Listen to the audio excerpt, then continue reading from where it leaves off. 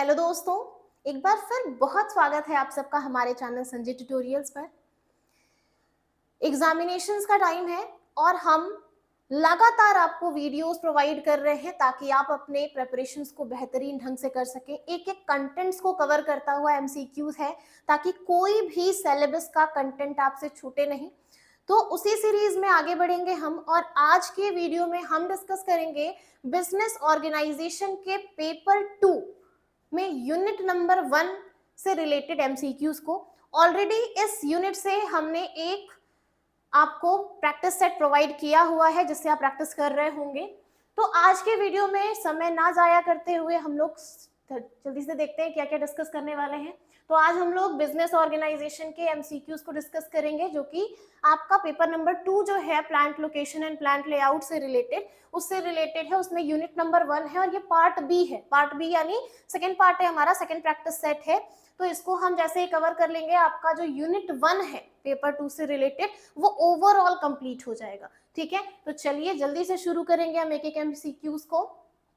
पहला एमसीक्यू है हमारा factor affecting optimum firm were first described by. अब यहां से पूछा जा रहा है कि जो फैक्टर इफेक्टिंग ऑप्टिमम फर्म है वो सबसे पहले किसके द्वारा डिस्क्राइब किया गया था। तो हमेशा याद रखिएगा रॉबिन्सन के द्वारा किया गया था। यहाँ पे राइट आंसर हो जाएगा रॉबिन्सन। आगे बढ़ेंगे क्वेश्चन नंबर 2 की तरफ। क्वेश्चन नंबर 2 है हमारा technical factors are most important in. Technical factors कहाँ कहाँ पे इंपॉर्टेंट होते हैं। पहला आ रहा है हमारा oil refinery, fertilisers, iron and steel. तो यहाँ पे जो राइट आंसर हो जाएगा दैट विल बी डी। इन सब जगहों पे टेक्निकल फैक्टर्स इफेक्टेड होते हैं। आगे बढ़ेंगे क्वेश्चन नंबर 3 की तरफ।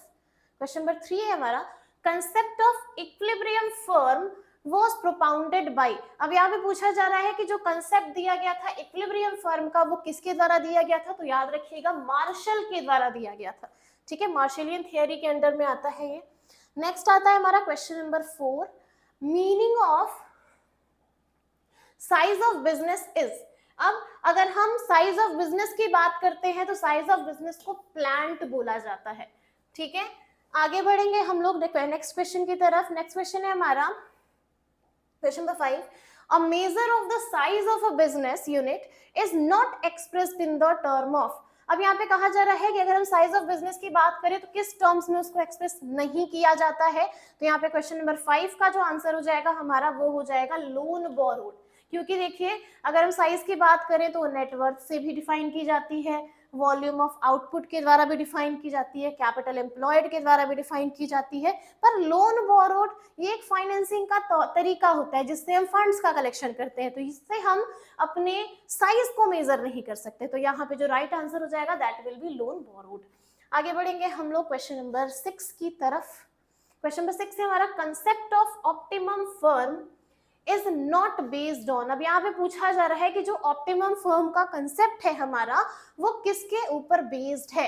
तो यहाँ पे ऑप्टिमम फर्म बेसिकली हमारे lowest average cost of production को डिफाइन करता है। यह देखते हैं कौन कौन से ऑप्शंस हैं यहाँ पे। पहला ये देखिए lowest average cost of production. तो यहाँ पे जो राइट आंसर हो जाएगा दैट विल बी ए। आगे बढ़ेंगे नेक्स्ट क्वेश्चन की तरफ। नेक्स्ट क्वेश्चन है हमारा which one is most wide spread in scope. अब इसमें से पूछा जा रहा है कि इसमें सबसे बड़ा स्कोप किसका होता है हमारा। तो अगर हम बात करें फर्म इंडस्ट्रीज का पार्ट होते हैं, प्लांट फैक्ट्री के अंडर में किए जाते हैं, फैक्ट्री फर्म के अंडर में आता है। तो यहाँ पे जो राइट आंसर हो जाएगा दैट विल बी इंडस्ट्री। सबसे ब्रॉडेस्ट फॉर्म होता है हमारा। ठीक है, इसका स्कोप हमारा सबसे ज्यादा होता है। आगे बढ़ेंगे नेक्स्ट क्वेश्चन नंबर 8 की तरफ। क्वेश्चन नंबर 8 है हमारा out of the following which are example of continuous process industry. यहाँ पे पूछा जा रहा है कि इसमें से कौन सा कंटिन्यूअस प्रोसेस इंडस्ट्री है जो रेगुलर बेसिस पे काम करती है। प्रोसेस इंडस्ट्रीज के बेसिस पे तो स्टील प्लांट भी है, शुगर प्लांट भी है, ऑयल रिफाइनरी भी है। कंटिन्यूअस प्रोसेस के बेसिस पे चलते हैं। इनके जो डिफरेंट स्टेजेस हैं उनको बाईपास करते हुए ये अपने फॉर्मेशंस को करते हैं। तो यहाँ पे जो राइट आंसर हो जाएगा that will be D all of the above. ठीक है, अगले क्वेश्चन की तरफ बढ़ेंगे। Question number 9 which type of analysis or chart assist the layout planner in the choice of type of layout। अब यहाँ पे पूछा जा रहा है कि किस चार्ट के बेसिस पे या किस चार्ट को असिस्ट करके हम एक अपने लेआउट को या डिफरेंट टाइप्स ऑफ लेआउट्स को प्लान किया जाता है। पहला है हमारा ब्रेक इवन एनालिसिस, दूसरा है हमारा break even analysis and PQ chart, तीसरा है हमारा पीक्यू चार्ट, और लास्ट है हमारा नन ऑफ द अबव। तो यहाँ पे जो राइट आंसर हो जाएगा that will B PQ chart. ठीक है, आगे बढ़ेंगे क्वेश्चन नंबर 10 की तरफ। क्वेश्चन नंबर 10 है हमारा the break even point for an organisation can be reduced by. Break even point क्या होता है? जहां पे नो प्रॉफिट नो लॉस होता है, जहां पे हमारा कॉस्ट और प्रॉफिट आके एकदम मर्ज हो जाता है, जीरो लेवल हो जाता है। यहाँ पे ना ही ऑर्गेनाइजेशन लॉस में होती है, ना ही ऑर्गेनाइजेशन प्रॉफिट में होती है। अब पूछा जा रहा है कि बीईपी जो एक ऑर्गेनाइजेशन का है उसको रिड्यूस कैसे किया जा सकता है। तो पहला है हमारा reducing the variable cost, increasing the selling price, reducing the fixed cost, all of the above. तो यहाँ पे जो हमारा राइट आंसर हो जाएगा दैट विल बी डी, क्योंकि इन सारे ही ऑप्शन से हमारा जो ब्रेक इवन पॉइंट है वो कम हो जाएगा। ठीक है, आगे बढ़ेंगे हम नेक्स्ट क्वेश्चन की तरफ। क्वेश्चन नंबर 11 है हमारा in which layout the work stations are brought to the material. इसमें से कौन सा ऐसा लेआउट है जिससे हम जो हमारा वर्क स्टेशन है वो वहाँ पे हम अपने मटेरियल्स को लाते हैं। सबसे पहला आता है हमारा फिक्स्ड पोजीशन, दूसरा है हमारा प्रोडक्ट, तीसरा है हमारा ग्रुप्स, और चौथा है हमारा यहाँ पे प्रोसेस। तो यहाँ पे जो राइट आंसर हो जाएगा वो हो जाएगा फिक्स्ड पोजीशन के अंडर में। ठीक है, आगे बढ़ेंगे क्वेश्चन नंबर 12 की तरफ। Facility planning is also known as, facility planning को और किस नाम से यहाँ पे जाना जाता है? तो फैसिलिटी प्लानिंग को हम प्लांट लेआउट के भी नाम से जानते हैं। आइए देखते हैं, facilities layout, plant layout, facilities design, all of the above. तो यहाँ पे जो राइट आंसर हो जाएगा that will B plant layout. आगे बढ़ेंगे हम लोग क्वेश्चन नंबर 13 की तरफ। क्वेश्चन नंबर 13 है हमारा यहाँ पे in which layout the general purpose equipments are used. अब पूछा जा रहा है कि यहाँ पे कौन सा ऐसा लेआउट होता है जहाँ पे जनरल पर्पस के इक्विपमेंट्स हमेशा यूज किए जाते हैं। तो पहला ऑप्शन है हमारा यहाँ पे प्रोडक्ट, दूसरा है यहाँ पे ग्रुप, तीसरा है हमारा यहाँ पे प्रोसेस, और चौथा है ऑल ऑफ द अबव। तो यहाँ पे जो राइट आंसर हो जाएगा दैट विल बी प्रोसेस। ठीक है, आगे बढ़ेंगे हम लोग क्वेश्चन नंबर यहाँ पे 14 की तरफ। Which of the following should be treated as a facility। इसमें से पूछा जा रहा है कि कौन सा फैसिलिटी की तरह से ट्रीट किया जाना चाहिए। तो असेंबली प्लांट लेआउट भी होता है, यहाँ पे हॉस्पिटल भी होता है, एयरपोर्ट भी होता है। तो इन सब के द्वारा फैसिलिटीज प्रोवाइड की जाते हैं। यहाँ पे जो राइट आंसर हो जाएगा that will be all of the above. अगला बढ़ते हैं हम लोग क्वेश्चन नंबर 15 की तरफ। क्वेश्चन नंबर 15 है हमारा ventilation inside a facility is an example of. जो फैसिलिटी के अंदर में वेंटिलेशन प्रोवाइड करते हैं हम, ये किस चीज का एग्जाम्पल है? तो ये फैसिलिटी सिस्टम का एग्जाम्पल है। आइए देखते हैं यहाँ पे है ऑप्शन हमारा location, layout system, facility system, layout. तो यहाँ पे जो राइट आंसर हो जाएगा हमारा that will B facility system. आगे बढ़ेंगे हम लोग क्वेश्चन नंबर 16 की तरफ। क्वेश्चन नंबर 16 है हमारा यहाँ पे intermittent process industry generally adopt dash type of layout. अब यहाँ से पूछा जा रहा है आपसे कि इसमें से कौन सा प्लांट लेआउट है जो कि इंटरमिटेंट प्रोसेस इंडस्ट्रीज के द्वारा जनरली अडॉप्ट किया जाता है। तो इसको हम बोलते हैं प्रोसेस लेआउट। तो जो राइट आंसर हो जाएगा that will be C, process layout. ठीक है, आगे बढ़ेंगे हम लोग क्वेश्चन नंबर 17 की तरफ। क्वेश्चन नंबर 17 है हमारा वेरिएबल कॉस्ट इज मैक्सिमम। यहाँ पे पूछा जा रहा है कि कब वेरिएबल कॉस्ट मैक्सिमम होगा? जब हमारी जो वॉल्यूम है वो कम होगी और वैरायटी प्रोसेस हमारी हाई होगी। तो यहाँ पे हमारा जो राइट आंसर हो जाएगा दैट विल बी ए। आगे बढ़ेंगे क्वेश्चन नंबर 18 की तरफ। क्वेश्चन नंबर 18 है हमारा the component of a facility are. Facilities के कंपोनेंट्स कौन कौन से होते हैं? लेआउट होता है, फैसिलिटी सिस्टम भी होता है, लोकलाइजेशन सिस्टम नहीं है। तो यहाँ पे जो राइट आंसर हो जाएगा that will be A and B both. ठीक है, क्वेश्चन नंबर 19 की तरफ बढ़ते हैं हम लोग। पूछा जा रहा है facility planning for a supply chain excellence is a process with dash levels. कितने लेवल्स में होता है हमारा फैसिलिटी प्लानिंग सप्लाई चेन के लिए? तो यहाँ पे जो राइट आंसर हो जाएगा हमारा वो हो जाएगा 6 लेवल्स के अंडर में इसको हम डिफाइन करते हैं। तो right answer will be option number C, option number C नहीं, ऑप्शन नंबर बी 6। ठीक है, 20 की तरफ बढ़ते हैं हम लोग। क्वेश्चन नंबर 20 है हमारा, in which layout the work in progress, sorry work in process industry inventory is generally maximum. यहाँ पे पूछा जा रहा है किस लेआउट में वर्क इन प्रोसेस इन्वेंट्रीज जो होती है वो सबसे ज्यादा होती हैं। ठीक है, पहला है आपका प्रोडक्ट, दूसरा है आपका प्रोसेस, तीसरा है आपका ग्रुप और चौथा है आपका ऑल ऑफ दिस। तो यहाँ पे जो राइट आंसर हो जाएगा वो हो जाएगा आपका प्रोसेस, ऑप्शन नंबर बी। ठीक है, हमेशा याद रखिएगा कि प्रोसेस में आपकी जो वर्क इन प्रोसेस इन्वेंट्री है वो हमेशा ज्यादा होती है, मैक्सिमम होती है। ठीक है, आगे बढ़ेंगे क्वेश्चन नंबर 21 की तरफ। Which layout provides the maximum flexibility in terms of change in product design, product mix and product volume. यहाँ पे पूछा जा रहा है कौन सा वो लेआउट है जो कि आपको मैक्सिमम फ्लेक्सिबिलिटी प्रोवाइड करता है, चेंजेस प्रोवाइड करता है किस चीज में, ताकि आप प्रोडक्ट डिजाइन चेंज कर सके, आप प्रोडक्ट मिक्स को चेंज कर सके या अपने प्रोडक्ट वॉल्यूम को भी चाहे तो चेंज कर सके। तो इसको हम क्या बोलेंगे, यहाँ पे जो राइट आंसर हमारा हो जाएगा that will be a fixed position. यहाँ पे हम आसानी से चेंजेस को अकर कर पाते हैं। नेक्स्ट आता है हमारा 22। क्वेश्चन नंबर 22 है हमारा, which of the following R component of flexible manufacturing system. यहाँ पे पूछा जा रहा है कि कौन सा वो कंपोनेंट है जो कि फ्लेक्सिबल मैन्युफैक्चरिंग सिस्टम को यहाँ पे बताता है। क्वेश्चन नंबर 22, तो यहाँ पे देखिए मटेरियल हैंडलिंग इक्विपमेंट्स होता है, कंप्यूटर कंट्रोल इक्विपमेंट्स भी होता है, प्रोसेसिंग इक्विपमेंट्स भी होता है। तो यहाँ पे जो राइट आंसर हो जाएगा दैट विल बी डी।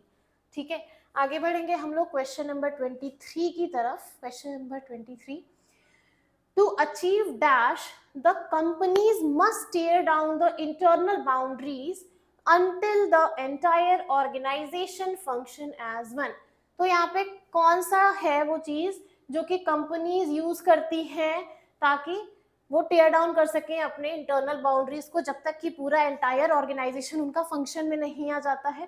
पहला है वेलोसिटी, दूसरा है सिंथेसिस, तीसरा है आपका विजिबिलिटी और चौथा है आपका लिंक एक्सीलेंस। तो यहाँ पे जो मेरे हिसाब से राइट आंसर होना चाहिए that will B link excellence, क्योंकि लिंक एक्सीलेंस के थ्रू ही क्या करती है एक ऑर्गेनाइजेशन अपने आप को प्रॉपर मैनर में टीयर डाउन करती है, जिससे कि वो जब तक उसका ऑर्गेनाइजेशन प्रॉपर फंक्शनिंग में ना आ जाए वो अपने कामों को कर सके। तो यहाँ पे right answer will B link excellence. आगे बढ़ेंगे हम लोग नेक्स्ट क्वेश्चन की तरफ। नेक्स्ट क्वेश्चन है हमारा question number 24, which layout you would recommend for a standardized product having a large stable demand। पूछा जा रहा है कि कौन सा वो लेआउट है आप रिकमेंड करेंगे स्टैंडर्डाइज प्रोडक्ट के लिए जिसमें लार्ज स्टेबल डिमांड हो, रेगुलर डिमांड हो जहां पे। तो पहला है आपका ग्रुप, दूसरा है आपका प्रोसेस, तीसरा है आपका प्रोडक्ट और लास्ट है आपका ऑल ऑफ द एबव। तो यहाँ पे जो हमारा राइट आंसर हो जाएगा वो हो जाएगा प्रोडक्ट, क्योंकि प्रोडक्ट लेआउट में हमारी जो डिमांड होती है वो स्टेबल नेचर की होती है। आगे बढ़ेंगे हम लोग क्वेश्चन नंबर 25 की तरफ। पूछा जा रहा है which type of industry uses rigid controlled channels like tube, pipes, conveyor for continuous flow of materials. पहला है हमारा क्वेश्चन नंबर 25 में कंटिन्यूअस प्रोसेस। तो यहाँ पे कंटिन्यूअस प्रोसेस ही है क्योंकि इसी इंडस्ट्रीज में बेसिकली हम कंट्रोल चैनल्स को यूज करते हैं। तो हमारा जो राइट आंसर हो जाएगा वो हो जाएगा ए, कंटिन्यूअस प्रोसेस। आगे बढ़ेंगे हम लोग क्वेश्चन नंबर 26 की तरफ। क्वेश्चन नंबर 26 से हमारा plant layout is a dash process. अगर हम प्लांट लेआउट की बात करें तो ये कंटिन्यूअस प्रोसेस भी होता है, मूविंग प्रोसेस भी होता है। तो इसको हम बोलेंगे कि ये हमारे लिए क्या है, question number 26 both A and B, यानी ये कंटिन्यूअस भी है और ये मूविंग नेचर का भी होता है। तो इस वजह से ये क्या हो जाएगा हमारा right answer both A and B. ठीक है, सिर्फ कंटिन्यूअस नहीं है याद रखेंगे आप, मूविंग भी याद रखेंगे, इस वजह से यहाँ पे हमारा दोनों आंसर हो गया था। आगे बढ़ेंगे हम लोग क्वेश्चन नंबर 27 की तरफ। According to the purpose of plant layout performs the quantity of work. पूछा जा रहा है कि किस पर्पस के लिए प्लांट लेआउट को परफॉर्म किया जाता है क्वांटिटी ऑफ प्रोडक्ट में। तो यहाँ पे जो राइट आंसर हो जाएगा हमारा वो हो जाएगा यहाँ पे मिनिमम। तो right answer will B minimum. ठीक है, आगे बढ़ेंगे हम लोग। नेक्स्ट है हमारा the layout plan is suitable for manufacturing large parts. यहाँ पे पूछा जा रहा है कि कौन सा वो लेआउट प्लान है जो कि लार्ज पार्ट्स के मैन्युफैक्चरिंग में सुटेबल होता है। तो यहाँ पे जो राइट आंसर हो जाएगा हमारा वो हो जाएगा स्टेबल नेचर का होना चाहिए, ताकि हम लार्ज पार्ट्स को आराम से मैन्युफैक्चर कर सके। नेक्स्ट आता है question number 29, system of layout in which principle. यहाँ पे पूछा जा रहा है कि किस प्रिंसिपल में सिस्टम ऑफ लेआउट को दिखाया गया है। पहला है आपका मेंटेनेंस, दूसरा है आपका स्पेसिफिकेशन, तीसरा है आपका मिक्स्ड और लास्ट है आपका नन ऑफ द अबव। तो यहाँ पे जो राइट आंसर हो जाएगा that will be specification. Specification principle भी काम करता है। नेक्स्ट और लास्ट क्वेश्चन हमारा आता है आज का कि जो सर्जन फ्लोरेंस है जिन्होंने थ्योरी दी है आपकी या डिफरेंट कंसेप्ट्स को यहाँ पे प्लांट लेआउट की दिया है, वहां पे पूछा जा रहा है कि जो सर्जन फ्लोरेंस की थ्योरी है of industrial location is based on, industrial location की जो इन्होंने थ्योरी दी है वो किसके ऊपर बेस्ड है। तो पहला यहाँ पे ऑप्शन है आपका incorporation system, arrival system, traditional system and scientific system. तो यहाँ पे जो राइट आंसर हो जाएगा that will B arrival system. ठीक है, तो ये आपके कुछ क्वेश्चंस थे जो कि आपके बिजनेस ऑर्गेनाइजेशन के पेपर 2 से रिलेटेड थे और पेपर 2 में भी जो हमारा यूनिट नंबर 2 है उससे रिलेटेड थे। तो डिफरेंट प्रैक्टिस सेट्स के थ्रू दो हमारे प्रैक्टिस सेट्स हमने डिस्कस किए, जिसके थ्रू हमने कोशिश किया कि आपका जो भी यूनिट फर्स्ट है हमारे पेपर 2 में उससे रिलेटेड जितने भी डिफरेंट कंटेंट्स हैं उनको हम कवर कर पाए और आपको एक सिग्निफिकेंट एमसीक्यूज प्रोवाइड कर पाए ताकि आप अपने प्रिपरेशंस को बहुत अच्छे तरीके से करें। अगर कोई दिक्कत हो, अगर कोई भी ऑप्शन आपको डाउटफुल लगता हो तो प्लीज कमेंट कीजिएगा, मैं जरूर एक बार देखूंगी और अगर आपके आंसर्स में या मेरे आंसर्स में कोई वेरिएशंस होगा तो मैं एक बार आपसे जरूर डिस्कस करूंगी। प्लीज एक बार बहुत अच्छे से पूरे वीडियोस को देखिएगा, सारे ही एमसीक्यूज को रिवाइज कीजिएगा, बहुत इंपॉर्टेंट एमसीक्यूज है ये, और अपनी प्रिपरेशंस खूब अच्छे से कीजिएगा। All the very best for your examinations. और अगर आपको हमारे वीडियोस अच्छे लगते हो तो please like, share and subscribe it. Thanks.